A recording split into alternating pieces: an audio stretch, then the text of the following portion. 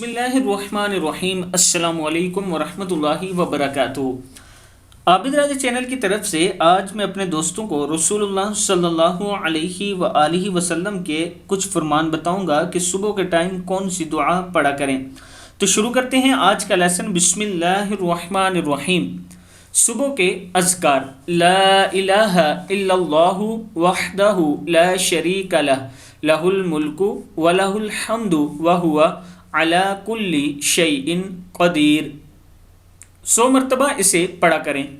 اللہ کے علاوہ کوئی سچا معبود نہیں، وہ اکیلا ہے، اس کا کوئی شریک نہیں، اسی کے لیے بادشاہت ہے اور اسی کے لیے تمام تعریفات ہیں اور وہ ہر چیز پر قادر ہے۔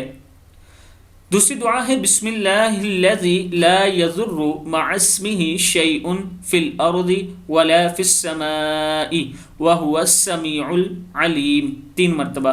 اللہ کے نام کے ساتھ جس کے نام کے ساتھ نہ زمین میں اور نہ ہی آسمان میں کوئی چیز نقصان دے سکتی ہے اور وہ سننے والا جاننے والا ہے۔ ابی داؤد میں ہے۔ تیسری دعا ہے اللہم انی اسألک علما نافعا ورزقا طیبا وعملا متقبلا۔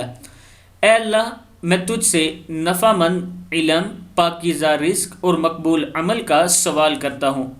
کتاب کے حوالے یہ نیچے موجود ہیں، آپ دیکھ سکتے ہیں۔